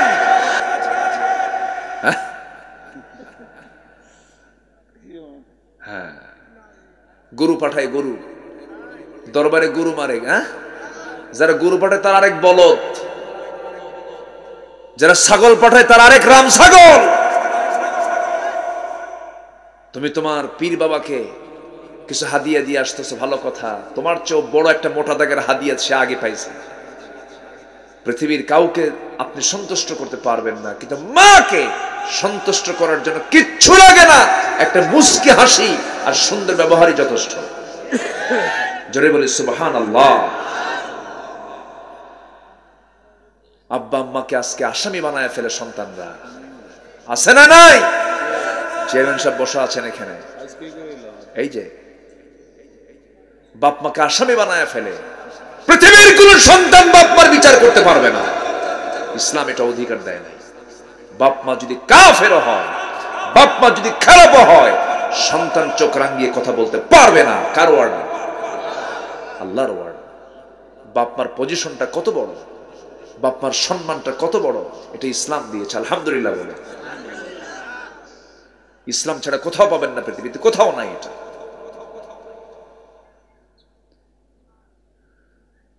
আমার নবীজি বেলালকে বললেন, এক সাহাবীকে জান্নাতে, উনি মেরাজের সময় তিনি জান্নাত ঘুরলেন, জান্নাতের মধ্যে সাহাবীর কণ্ঠ শুনতে পেলেন। হারিসা বিন নু'মান, হারিসা আমি তোমার কণ্ঠ জান্নাতে শুনতে পেলাম, কারণটা কি হুজুর? পৃথিবীতে আল্লাহর পরে আপনার পরে সবচেয়ে বেশি দাম দেই আমি আমার আব্বা আম্মাকে। জোরে বলি সুবহানাল্লাহ। আমরা হকগুলো আদায় করব, জোরে বলি ইনশাআল্লাহ। 1 নম্বর কার হক? নাম্বার 2 বাপ মার হক, জোরে বলি ইনশাআল্লাহ। নাম্বার 3 হলো বান্দার হক। যেরকম বোন সম্পত্তি পাবে, বাবা মারা গেছে, বোনের সম্পত্তি আমাকে বুঝিয়ে দিতে হবে। আমি আজকে চেয়ারম্যান সাহেবের কিছু ওয়াজ করে দিচ্ছি, ওনার তো বিচার এগুলো করা লাগে, বোঝেন না? সম্পত্তি বুঝে দেয় না তখন কাকে ডাকে? ডাকে না, ডাকে না।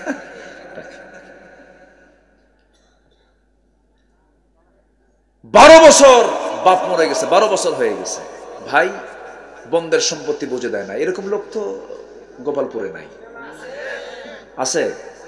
আমার মায়েরা খুব খুশি হয়েছে, ভালো করে এখন ভাই কিছু বসে আছে ওই জায়গায়, আছে না? এরকম আছে না? এক যুগ হয়ে গেছে, বোনের সম্পত্তি ভাই বুঝে দেয় না। শুধু বছরে 2 বার করে 3 বার করে একটু দাওয়াত দেয়, বোন আসিস, ঘুরে যাস, একটু পিঠা খাওয়ায়, দাওয়াত দিয়ে খাওয়ায় টাওয়ায় আসে, আবার ওয়াজও করে, বোন শোনো, অংশ নিলে কিন্তু ধ্বংস হয়। দেখছেন কি ফতুয়া দিল, আছে না? আপনি 12 বছর ধরে আপনি ধানগুলো চাষ করলেন, ধানগুলো তুললেন ঘরে, বোনের অংশের ধানগুলো আপনি নিয়ে আসেন, আপনি জাহান্নামের আগুন তুললেন।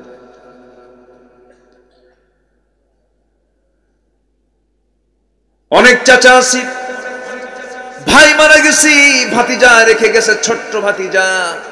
ভাতিজার সম্পত্তি মেরে খাওয়া চাচা মনে হয় বাংলার জমিনে খুঁজে পাওয়া যাবে না। ওইদিকে হজ করে আসছে 3 বার ট্রিপল হাজি কিউ, হাজি কিউ আছে না নাই? ট্রিপল হাজি হজ করে এসেছেন, কিন্তু ভাতিজার টাকা, ভাতিজার সম্পদ গুলো মেরে খায় কেমন করে? টেকনিক কইরা। গ্রামের 10 শতক জমি আর পৌরসভার 10 শতক জমি কি এক দাম নাকি? পৌরসভার দামি 10 শতক জায়গা চাচা নিজের নামে লেখে, বলে ভাতিজা ওই যে 10 শতক আছে গ্রামের মধ্যে, জানে আছে না নাই? আপনি হজ করে কি হবে? আপনি নামাজ পড়ে আল্লাহর দরবারে নাজাত পাবেন না, বান্দার হক মেরে খাইছেন। তওবা আপনার কবুল হবে না।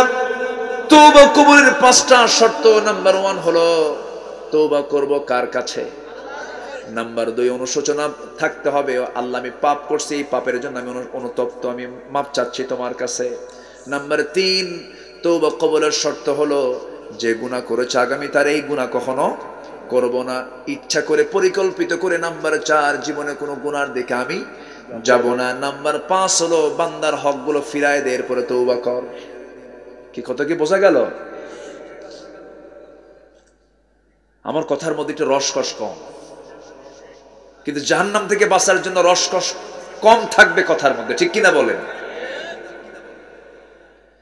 এই বিষয়গুলো আমরা আমল করার চেষ্টা করব। অনেক যুবকরা আজকের মাহফিলে এসেছো, যুবকদের জন্য আমি 3টা আমল শেখায় দিচ্ছি। যুবকরা তোমরা 3টা কাজ করবা। আমি তোমাদেরকে বলে গেলাম, কোরআন এবং হাদিসকে সামনে রেখে এই 3টা কাজ যে যুবকরা করবে তার রিজিক আল্লাহ তাআলা শতগুণে বাড়ায়া দিবেন। শুনবা নাকি? আজকে শুনবা? ঘড়ি তো আজকে ঘুরতেছে খুব।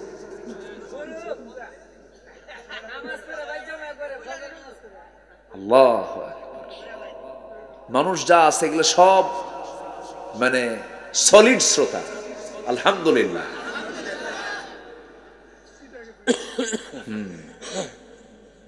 তাহলে যুবকদের জন্য কয়টা কাজ? নাম্বার 1 হলো তাড়াতাড়ি বিয়ে করো। কেউ কিছু কয় না। খুশি হইছো নাকি রাগ করলে আল্লাহই জানে, ঠিক আছে কিনা বলেন?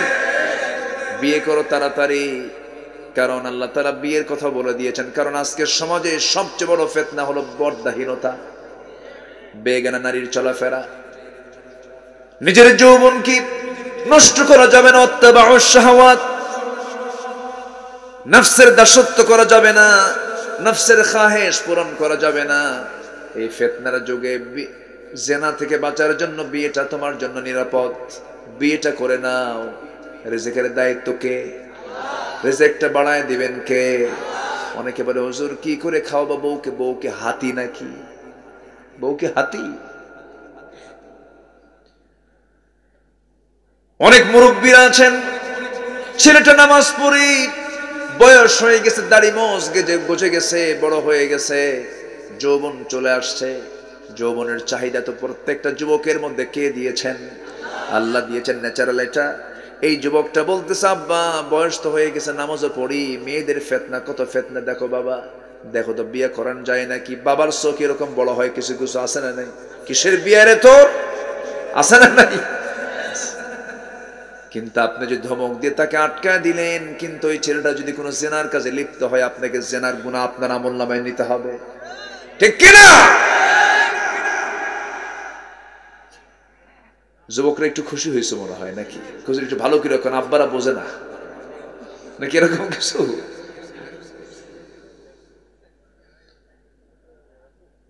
আমার নবীজি যে সময় বিয়ে করেছেন, নবীজি তো আমার মডেল। বিয়ে করেছেন, বাপ নাই মা নাই, জন্মের পূর্বে বাপ শেষ, জন্মের 5 বছরের মা নাই, 8 বছরের দাদা নাই, এতিম কাকে বলে? সেই নবীজির বয়স যখন 25 বছর, সেই সময় তিনি বিয়ে করে নিয়েছেন চাচার পরামর্শে। স্ট্যান্ডার্ড এজ রাসূল বুঝিয়ে দিয়েছেন 25 বছর। নবীজি যখন বিয়ে করেন, বাপ হারা মা হারা এমন একজন সন্তান তিনি বিয়ে করে নিয়েছেন।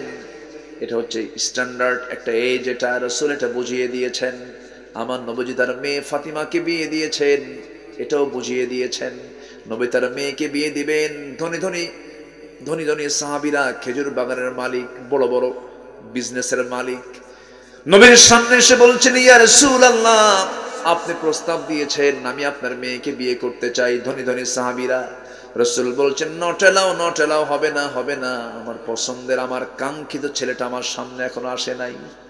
সাইয়েদনা আলী সবার শেষে গিয়ে রাসূলের সামনে দাঁড়ায় আছেন। রাসূল বলছেন, আলী কি বলবা বলো। হুজুর কি যে বলবো নিজেও জানি না। তুমি কি আমার মেয়েকে বিয়ে করবা নাকি? হুজুর দিলে করা যায়, বিয়ে তো করবা, তোমার কাছে টাকা পয়সা আছে নাকি, কি আছে তোমার কাছে বলো। হুজুর এই দায়িত্ব যদি আপনি আমারে দিয়ে দেন, বিয়ে কোনোদিন হবে না, কারণ আমার বাড়ি নাই। আমার কি নাই? বাড়ি নাই। কি আছে তোমার কাছে? বলছেন, হুজুর আমার কাছে আছে এই যে ডান হাতে দেখছেন তরবারি, বাম হাতে ঢাল, আর কিচ্ছু নাই আমার। রাসূল বলছেন, তুমি মুজাহিদ, তোমার জন্য তরবারি সর্বক্ষণ জরুরি, ঢালটা বিক্রি করে আসো, ঢাল বেচার টাকা হবে আমার মেয়ের বিয়ের মহরানা। যেরকম সুবহানাল্লাহ। আর আজকের সমাজে মহরানা ধার্য হয় 20,20,350 টাকা মহরানা ধার্য করিয়া, তন্মধ্যে নাকফুল বাবদ 350 টাকা পরিশোধ করিয়া বাকি টাকা ফাঁকি দিয়া। আছে না? নবীজি বিয়ে দিচ্ছেন মেয়েটাকে। কোন নারী, কোন মেয়ে, যে নারীটার সম্মান এত বেশি, আল্লাহ তাআলা ফাতিমাকে দুনিয়ার সমস্ত মুমিনা নারী যাদেরকে জান্নাত দেওয়া হবে তাদের সর্দার বানিয়ে দিয়েছেন। সর্দারিনী খাতুনে জান্নাত মা ফাতিমা। সেই ফাতিমার বিয়ে হবে। আমার নবীজি তার মেয়েকে বিয়ে দিবেন, সিদ্ধান্ত পাকাপোক্ত হয়ে গেছে। আলীকে বলছেন, আলী যাও ঢালটা বিক্রি করে আসো। ঢাল বিক্রি করতে গেছেন, সাজে সকালে সামনে দাঁড়িয়ে আছেন ওসমান জিন্নুরাইন। আমার নবীজির 2 মেয়েকে তিনি বিয়ে করেছেন। একটা মেয়ে মারা গেছে, রাসূল আরেকটা মেয়েকে তার ঘরে দিয়েছেন। রাসূল মাঝে মাঝে বলতেন, 2টা মেয়ে আমার মারা গেল, আরেকটা মেয়ে যদি থাকতো, আমার আরেকটা মেয়ে আমি ওসমানকে দিতাম। আমার নবীজির বড় জামাই সামনে দাঁড়িয়ে বলছেন, আলী সাজে সকালে তুমি ঢাল বিক্রি করার জন্য আসছো কেন? ঢাল বিক্রি করবা কেন? কি হয়েছে? আমার বিয়ে ঠিক হয়ে গেছে। কার সাথে? নবীর মেয়ে ফাতিমার সাথে। আপনারও আমি হবু ভাইরা হব কিছুক্ষণ পর। এবারে বলছেন, তাই নাকি? ঠিক আছে, ঢালটা দাও, কিনে নিলাম। ঢালটা নিয়ে তিনি টাকা তার হাতে দিয়ে দিলেন। কয়েক হাত দূরে যেতেই পিছন থেকে বলছেন, ওরে আলী, তোমাকে তো কিছু গিফট করতেই হয়, আজকে আমি তোমাকে ঢালটাও তোমাকে আমি উপহার দিয়ে দিলাম। উপহার নেওয়ার সেই ঢালটা নিয়ে নবীর সামনে যখন দাঁড়ালেন, রাসূল বলছেন, আলী ঢাল মনে হয় বিক্রি হয় নাই। তিনি বলছেন, ইয়া রাসূলুল্লাহ, ঢালও বিক্রি হয়ে গেছে, টাকাও এনেছি। ঢাল হাতে কেন? হুজুর ঢালটা আবার হাদিয়ে দিছে আমারে। কে? ওসমান। লোক আর খুঁজে পাও নাই। নিজের আত্মীয়ের মধ্যে ঘটনা ঘটাইছো। আমার নবীজি খুশি হলেন। নবীজি বিয়ে দিবেন। নবীজি মেয়ে বিয়ে দিচ্ছেন। মেয়ের কাছে গিয়ে বলছেন, মা রে, আমি তোমার জন্য এমন একটা ছেলে দিয়েছি যে ছেলের ঘর নাই, বাড়ি নাই, কিন্তু তাকওয়া দিয়া গোটা দেহটা ভরা। যেরকম সুবহানাল্লাহ। আর এখন মেয়ের বাপরা কি দেখে বলেন? মেয়ের বাপরা দেখে কত টাকা ক্যাশ আছে, মঙ্গল গ্রহে অফিস আছে নাকি। কোন গ্রহে? মঙ্গল গ্রহে।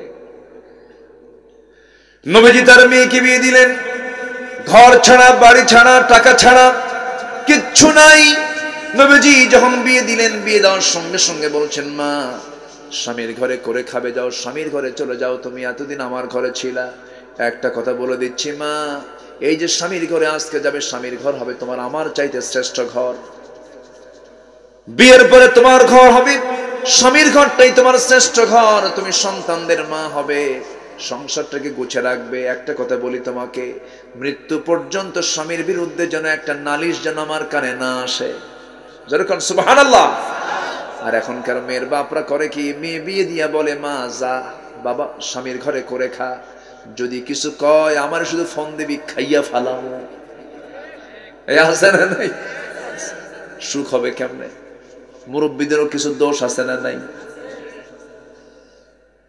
আমার নবীজি মেয়েকে বিয়ে দিলেন, কিন্তু বিয়ে দিয়ে তার দরদটা কত ছিল। হাদিসে এসেছে, নবীজি 3 দিন পার হতে পারতেন না। ফাতিমাকে দেখতে না পারলে নবীজির খারাপ লাগতো। 3টা দিন পার হতো না, রাসূল তাকে ঘন ঘন দেখতে যেতেন। নবীজি বিয়ে দেওয়ার সময় তার হাতে তিনি দিলেন, মা আমি তোমার জন্য একটা পিসদানি দিলাম, একটা পানির মশক দিলাম, চামড়ার তোষক দিলাম, একটা পান করার জন্য একটা গ্লাস দিলাম, পান পাত্র দিলাম, মা যাও করে খাও, স্বামীর ঘরে যাও। মেয়েটাকে পাঠিয়ে দিলেন। ছোট্ট ঘর। সাইয়েদনা আলী একদিন মন খারাপ করে সালাম দিয়ে ভিতরে ঢুকতেছেন। ফাতিমা বলছেন, আমার স্বামী গো, আমি আপনাকে ঘরের মধ্যে ঢুকতে দেব না। কেন? আপনার মুখে হাসি নাই কেন? আপনি আবার বাইরে যাবেন, মুস্কি হাসি নিয়ে আপনি ঘরের মধ্যে ঢুকবেন কেন? আমার ঘরে থাকতে হলে হাসি ছাড়া থাকা যাবে না। জোরে কোন সুবহানাল্লাহ। কি পরিবার ছিল তাদের। ফাতিমা রাদিয়াল্লাহু তাআলা একদিন নবীর কাছে গিয়ে বলছেন, আব্বা আপনি তো রাষ্ট্রপ্রধান, আমার একটু কষ্ট হয়। কি আব্বা? পিসদানে দিয়ে আটা পিষতে পিষতে আমার হাতে দাগ পড়েছে, আমার কোমরে কূপ থেকে পানি তুলতে গিয়ে কোমরে দাগ পড়েছে, ঘর ঝাড়ু দিতে নিয়ে আমার কাপড় চোপড় গুলো ময়লা হয়ে যায়, সন্তান দুইটা আছে, কষ্ট হয়। আব্বা আপনি দেখেন তো আপনার নিয়ন্ত্রণে কত মানুষ আছে, একজন দেখুন তো একজন খাদেম আমাকে দেওয়া যায় নাকি, একটা কাজের জন্য মানুষ দেওয়া যায় নাকি? নবীজি আস্তে করে মেয়েটাকে ডাক দিয়ে অন্দর মহলে ভিতরের দিকে নিয়ে গিয়ে বলছেন, মা আমি তোর বাবা এমন না, তোর বাবা মুহাম্মদ বিন আব্দুল্লাহ মুহাম্মদুর রাসূলুল্লাহ সাল্লাল্লাহু আলাইহি ওয়াসাল্লাম, তোর বাপ কোনো কাজ কাউকে দিয়ে করায় না। কাপড় নিজে সেলাই করি, নিজের ঘরটা নিজেই ঝাড় দেই, নিজের কাপড় নিজেই ধুয়ে ফেলি, নিজের কাজ নিজে করি। মা সেই মানুষটাই পৃথিবীতে শ্রেষ্ঠ যে নিজের কাজগুলো নিজেই সম্পূর্ণ করতে পারে। আমার মা রে, আমি তো কামল শিখাইয়া দিচ্ছি, তুই সুবহানাল্লাহ আলহামদুলিল্লাহ আল্লাহু আকবার 33 34 বার সকাল সন্ধ্যা পড়বি, তোর সমস্ত কাজ আল্লাহ তাআলা আমার আসান করে দিবেন। জোরে বলেন সুবহানাল্লাহ। আল্লাহ তুমি মাদেরকে বুঝার তৌফিক দিয়ে দাও। জোরে বলি আমিন। সাজার জন্য একজন মানুষ, ধোয়ার জন্য একজন মানুষ, ঘর মোছার জন্য একজন মানুষ, আছে না নাই? আছে না নাই? এত কিছু যদি দুনিয়ায় নিয়ে নাও তাহলে জান্নাত পাবা কোথায়? কষ্ট হচ্ছে? আলোচনা চালিয়ে যাই। জোরে বলি ইনশাআল্লাহ। যুবকদের জন্য কয়টা কাজ? কয়টা কাজ? এক নাম্বার কি? খুশি হয়েছে তো? জি আলহামদুলিল্লাহ। নবীজি বিয়েটাকে ইজি করে দিয়েছেন। এক সাহাবী এসে বলতেছে, হুজুর আমার তো বিয়ে হয় না। কে কইছে তোমার বিয়ে হবে না? আমি তোমার দায়িত্ব নিলাম, যাও। জোরে বলেন সুবহানাল্লাহ। রাসূল কখনো মন খারাপ করতেন না। সম্মানিত ভাইয়েরা, অনেক রাত হয়েছে, আমি আর বাড়াবো না। তো গাই নামক গর্তের মধ্যে আরো 6 শ্রেণী হবে। এক নাম্বার তো 3টা বলেছি। নাম্বার 4 হলো যে মদ্যপায়ী, মদ পান করতে করতে বুড়া হয়ে গেছে। এরপরে নাম্বার নতুন করে যেটা নাম্বার 3 হলো যে সুদখোর, সুদ খেতে খেতে সুদকে সে জায়েজ মনে করে। নাম্বার 4 হলো যে সন্তান পিতামাতার সঙ্গে খারাপ আচরণ করে। নাম্বার 5 যে মিথ্যা সাক্ষী দেয়। মিথ্যা সাক্ষী তো আমার দেশে নাই। আচ্ছা। নাম্বার 6 হলো যে নারী অপর সন্তানকে নিজের স্বামীর সন্তান বলে চালিয়ে দেয়। আছে না? আছে না? আচ্ছা। আল্লাহ তুমি এই সমস্ত বড় বড় পাপ থেকে আমাদেরকে হেফাজত করো, আমাদেরকে হেফাজত করো। অনেক কথা বলার ছিল কিন্তু বেশি রাতে উঠেছে। আমার মাহাদি ভাই অনেক সুন্দর কথা বলেছেন, অনেক সুন্দর আলোচনা করেছেন। আল্লাহ তুমি সবার জীবনে আমলের নিয়তে শোনার তৌফিক দাও। আজকে যা শুনলাম আমরা আমল করবো না ইনশাআল্লাহ?